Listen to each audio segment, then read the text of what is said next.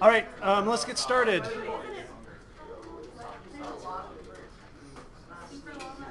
Whoops, we're not on part 2 yet.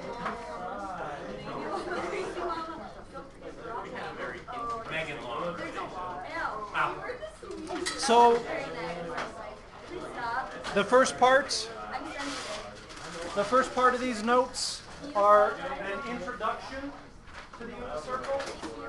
The second part is what's actually going to go on the sheet that I gave you. So I want to introduce the unit circle here first. Some details, a little mathematical background, a little kind of why we use the unit circle and how it's helpful. So the first thing we need to know about a unit circle. It's a circle with radius 1. That's why we call it a unit circle. 1 is 1 unit. With radius 1, and the center is at 0, 0. So let me draw a picture here. Here's my unit circle. And I'm going to put my axes in here, like so. I have to make my center a little bigger.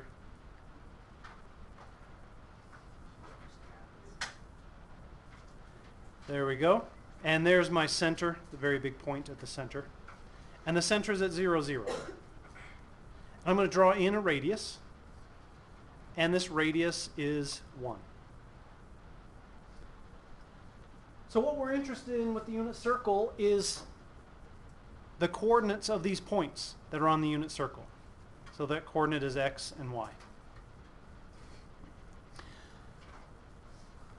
The key to almost everything we do in trigonometry.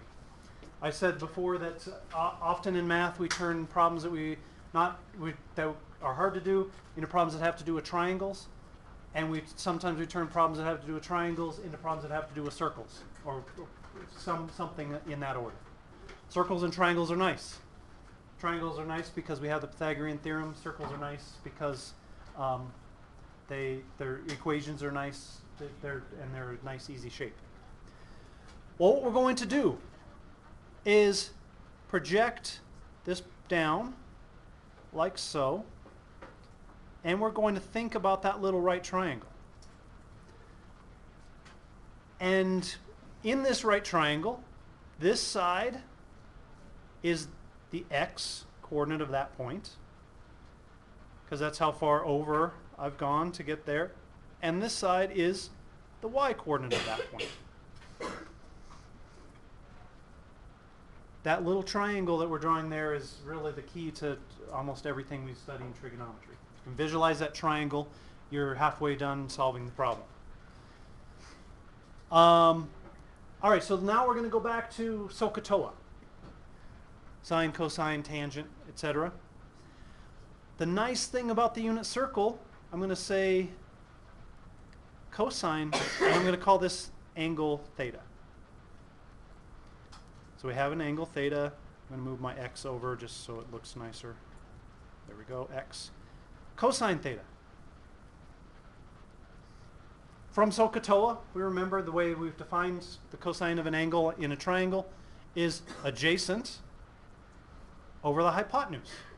Well, the hypotenuse is 1. So the cosine of the angle is x. That gives us the x coordinate on our unit circle. The cosine of the angle is the x coordinate of this point. Sine theta. Opposite over hypotenuse. Again, the hypotenuse is 1 because it's a unit circle. So the sine theta is y.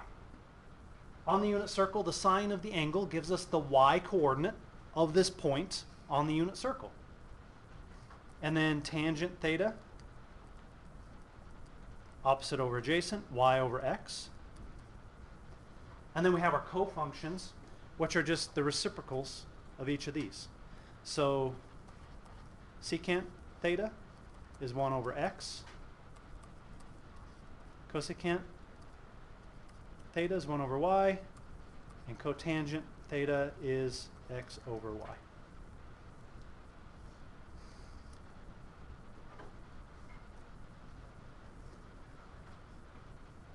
So the other thing that we want to do with the unit circle, we don't want to be limited to finding the sine and the cosine of just angles in this triangle. We want to think of sine and cosine, tangent, cotangent, etc. as a function where we can plug any number in. Not just something between 0 and 360 in degrees or 0 and 2 pi in radians. We want to be able to plug any number in. 78,552.6. So that's the next thing that we do with the unit circle, is make it so that we can plug in any number. It doesn't have to be an angle. And here's how we do that. So I'm going to draw another little circle here. And I have a little an animation to go with this in just a second. So what I'm going to do on our unit circle is we attach a number line right here along the x-axis. So there's my number line, 1, 2, 3, 4, etc. And now, just like we talked about this problem with the hoist, we're going to imagine our number line being flexible, made of thread or something. And we're going to wrap it around the unit circle. Well, when we wrap it around the unit circle, each of these numbers is going to touch the unit circle. That's going to be an arc length along the circle. 1 will be here, 2 will be here. Every single number, we can just keep wrapping it around and around and around. So every single number on the number line is going to be somewhere on the unit circle. It'll have some x and y coordinate on the unit circle. So we can talk about this cosine and the sine of that number, because that number corresponds to an arc length. And we know that in radians, the relationship with radians is arc length and radius. Well, the radius is 1, so that arc length corresponds to this number. So the arc length here would be 1. The arc length here would be 2. If we wrap it around a whole bunch of times, maybe the arc length here would be 756. So we can associate a sine and a cosine, an x and a y coordinate on the unit circle, with any real number. That's one of the reasons the unit circle is useful. We can think of sine and cosine tangent as functions of any real number, not just an angle in a triangle. Because angles in a triangle only can take so many values. So let me show you this animation really quickly, just so we can visualize. So there's my unit circle. My number line is, let me zoom out a little bit. Number line is labeled in units of pi over 2 instead of, and they started the number line vertically instead of horizontally. And we're going to wrap that around the unit circle. Every one of those points corresponds to some arc length on the unit circle. They're going to have a coordinate on the unit circle, so every one of those points has a sine and a cosine.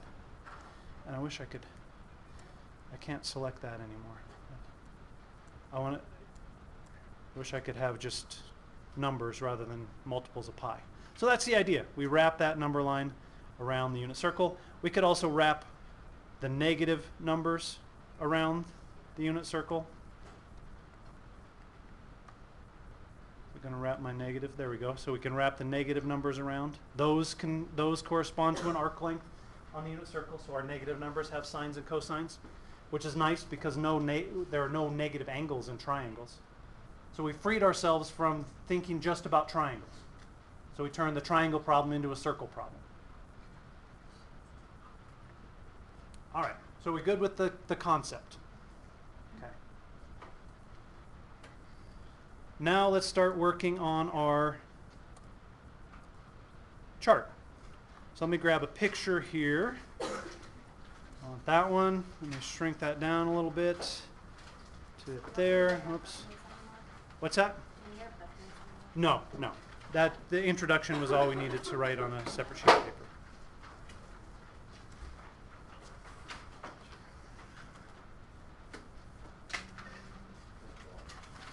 Oops.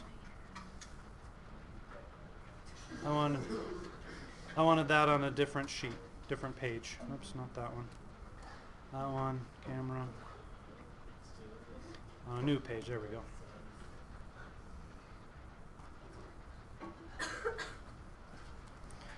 All right, and let me shrink this down a little bit because I'm going to put something beside here. All right, so there on your sheet, we have drawn our unit circle. And our radius is 1, and they've noted on this unit circle, x is cosine theta, y is sine theta, just like we did. They just did the projections a slightly different way. So what we're going to do with the unit circle is we're going to put some nice triangles in there that we know the relationships of the sides, so that we know the sine, the cosine, the tangent, and the cotangent, the exact values of those trig functions for these angles. And our triangles that we're going to use are 45, 45, 90s and 30, 60, 90s. Our special right triangles from back in geometry. And those are nice because on a 45, 45, 90 triangle, if the hypotenuse is 1, both the legs are square root of 2 over 2. And you can figure that out using the Pythagorean theorem. On a 30, 60, 90 triangle, the short side is half the length of the hypotenuse, and that's because it's half of an equilateral triangle. And then the long side is square root of 3 over 2, or sorry, square root of 3 times the short side. So the long side is square root of 3 over 2, if our hypotenuse is 1. So those are going to be the triangles that we put on our unit circle. So let me grab a picture of the unit circle, and I'll stick that on there. And shrink that down a little bit. So you can start, we'll start labeling some points on Radian the Snowman.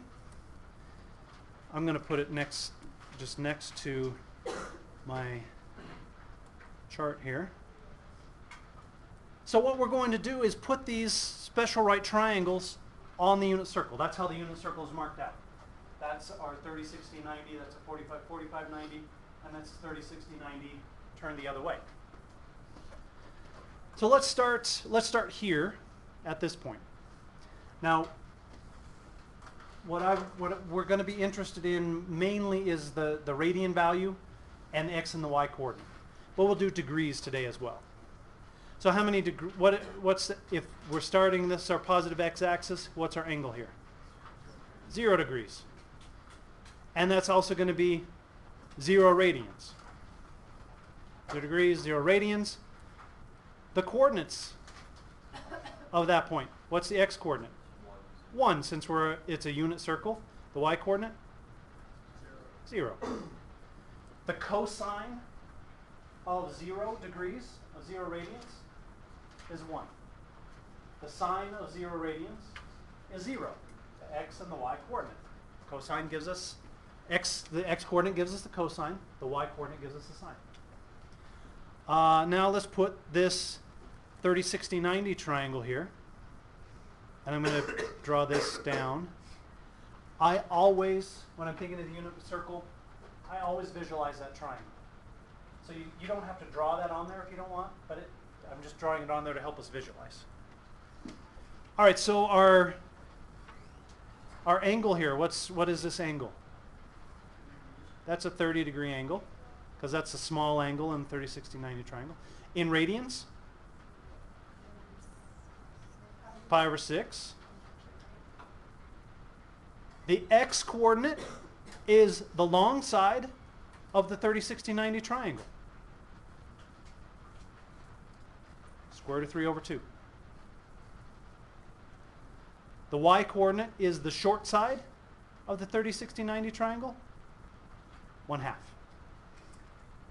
The cosine of pi over 6 is square root of 3 over 2. The sine of pi over 6 is 1/2. The x coordinate gives us the cosine. The y coordinate gives us the sine. So that's part of the reason the unit circle is useful. We have these angles that we know the x and y coordinates of the point. So that tells us the cosine and the sine of that angle. All right, let's lay the next triangle on there. This is our 45, 45, 90 triangle. So how many degrees is this? 45. In radians? You're one step ahead of us, Price. Pi over 4 radians. The x-coordinate? One leg of the 45, 45, 90 triangle? Square root of 2 over 2. And the y-coordinate? The other leg? Square root of 2 over 2. The cosine of pi over 4? The square root of 2 over 2. The sine of pi over 4? The square root of 2 over 2. And then we're going to jump up here to this triangle. This is our 30, 60, 90 triangle flipped around and set upright. All right, so this angle. 60 degrees in radians. Pi thirds. The x-coordinate now is the short side, 1/2. The y-coordinate is the long side, square root of 3. Oops, I wrote square root of 2. The cosine of pi over 3 is 1/2. The sine of pi over 3 is square root of 3 over 2. And let's go up here to our next quadrant angle. So how many degrees is this? 90 in radians. Pi over 2. The coordinates, x-coordinate of this point? 0. The y-coordinate? 1. Cosine of 90 is 0. The sine of 90 is 1. So these special right triangles give us these nice, convenient points on our unit circle to find the exact values of sines, cosines, and tangents. And we can use these, once we know these, we'll learn a little more trigonometry, we can use those to find others. Most of the points that we find on the unit circle are not going to be nice fractions like this. So one of your tasks is going to be to complete your radian the snowman in your other quadrants. Now what you're going to see, or what I hope you see, is there's a nice symmetry to what happens. So all of these angles here that are closer to the vertical axes are going to have these same coordinates, but the signs are going to be switched, pluses and minuses. All the 45-degree angle are going to have these coordinates, but the pluses and minuses are going to be switched. Same thing here. Yeah? Do we have to do the triangle stuff for all of us? No. Yeah, if you can just label the points, you're good. It helps me, and I drew the triangles on there. When I think of the unit circle, I think of the triangle, because it helps me to think of the long side of the 30, 60, 90, the short side of the 30, 60, 90. It helps me to figure out what values my sines and cosines have. All right, so questions there. So another one of your tasks, and I will do part of it here, is to start filling in that chart. So I'm going to grab what we call the quadrantal angles. Whoops, that's not what I wanted to do. I want to do this, grab this.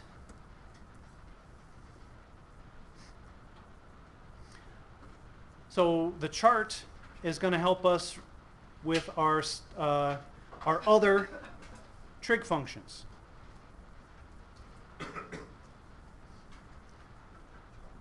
Let me get rid of that. I'm going to grab a better picture.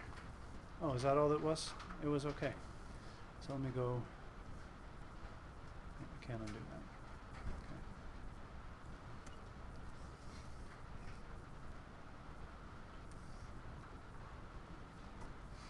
All right, so 0 degrees. Or sorry, 0 radians. How many degrees? 0. If it helps you, you can label your columns. The sine is y, the cosine is x, tangent y over x, cotangent x over y, secant 1 over x, cosecant 1 over y.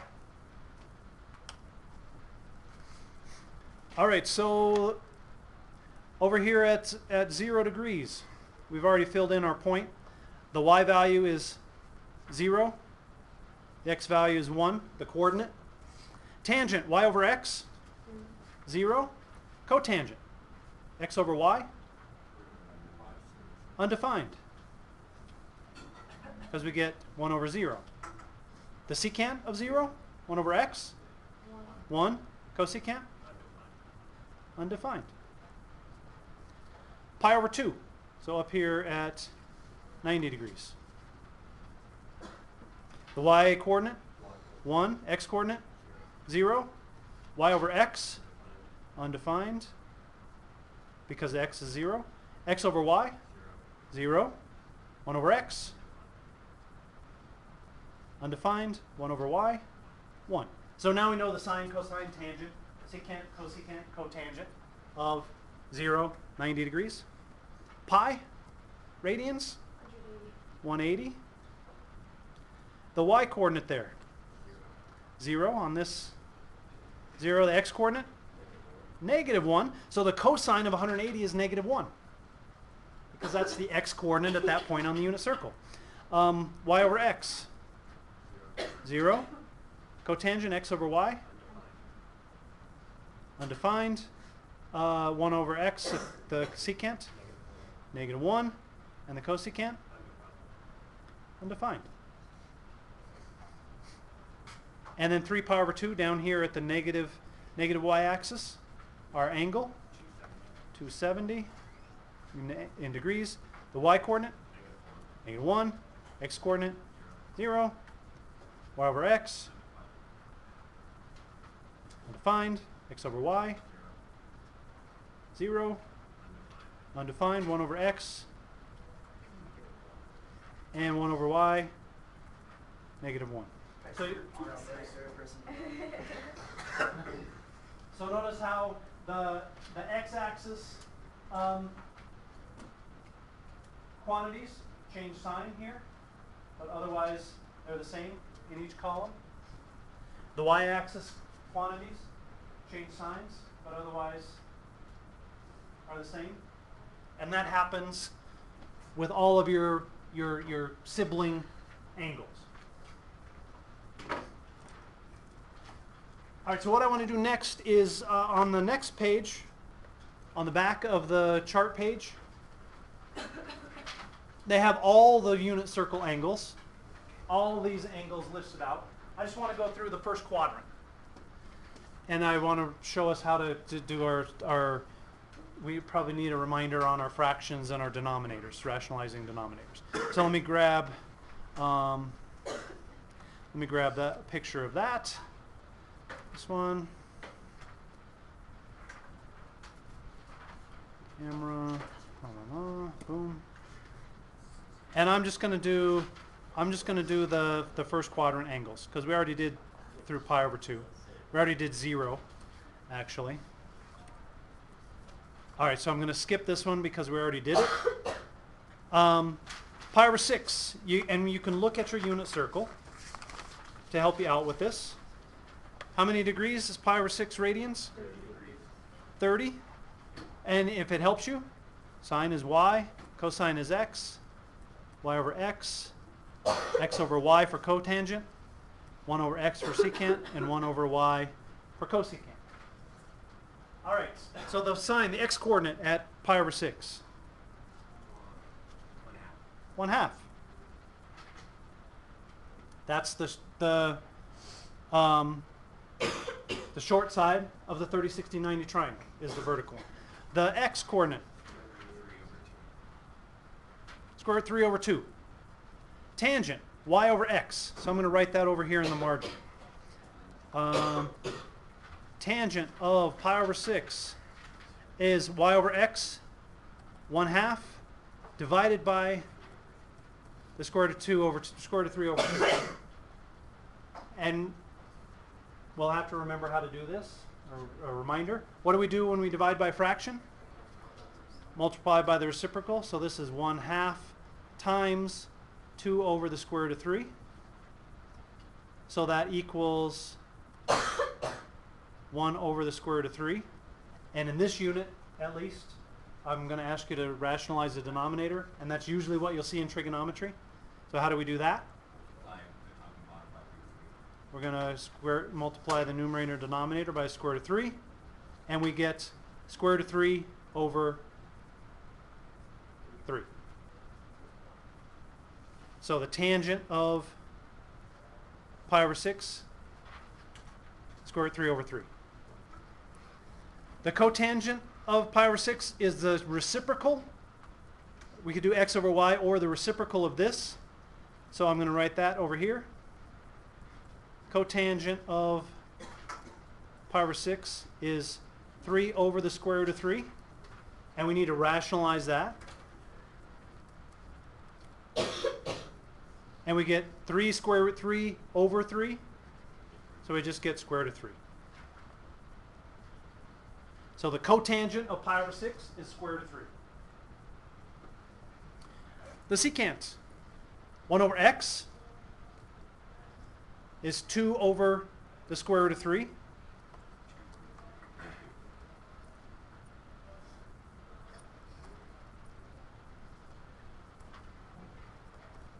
Rationalize that, and we get 2 square root 3 over 3.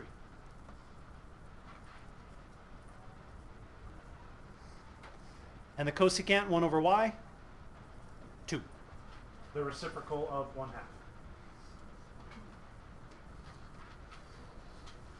All right, pi over 4, 45 degrees. The y-coordinate, square root of 2 over 2. X-coordinate, square root of 2 over 2. Y over x, 1. Square root of 2 over 2, square root of 2 over 2, 1. X over y, 1. 1 over x, square root of 2. And if we, just a reminder, the secant of pi over 4 is 2 over the square root of 2. Multiply by square root of 2 over square root of 2. I get 2 square root of 2 over 2, which is just square root of 2. And 1 over y is the same thing, square root of 2. So now we know sine, cosine, tangent, cotangent, secant, cosecant of pi over 4. 60 degrees. Well, this one, our 30, 60, 90 triangles in the opposite direction.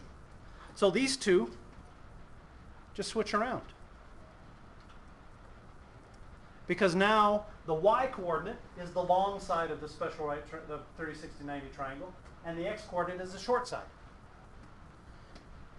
And that means that these two are going to switch around, right?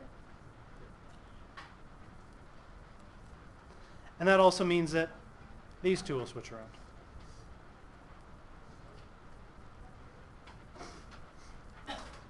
And you will see that kind of symmetry as you go through and fill out this chart.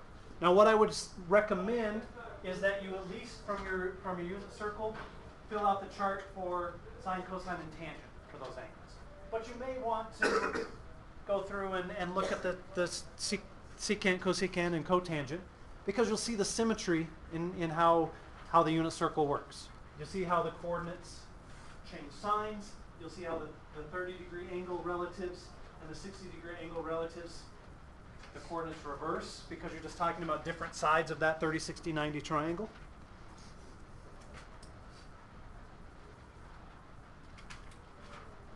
So this gives us a way. The unit circle gives us a way to find the sine, cosine, all the trig functions of any number, because we can wrap our number line around as many times as we want. And when we put these special angles in there, it allows us to find the specific exact values of the sine, the cosine, the tangent, etc., of these special angles because of those special right triangles.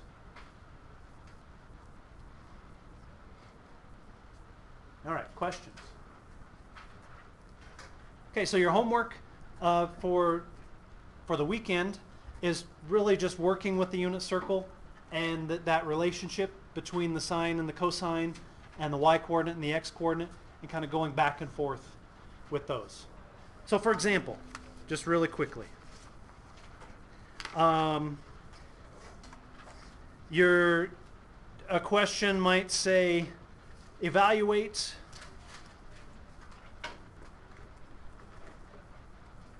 the 6 trig functions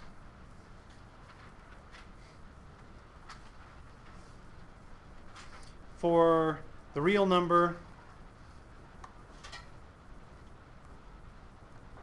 t equals pi over 3.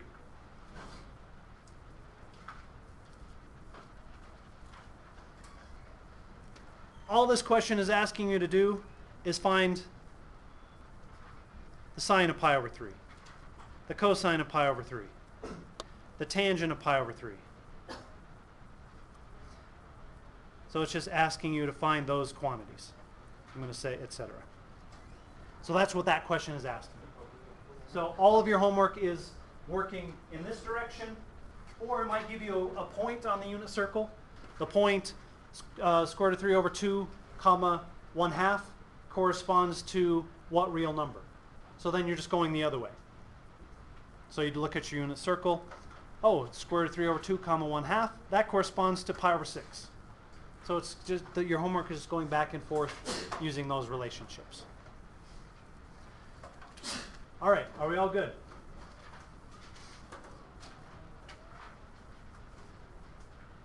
Do you know why? Oh, I can't tell that joke yet. Never mind.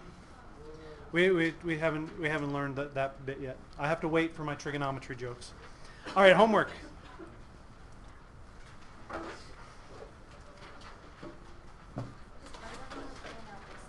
That's Like just for you. If you didn't want to fill it out, you wouldn't have to, but it is helpful. But I would definitely recommend filling out the unit circle.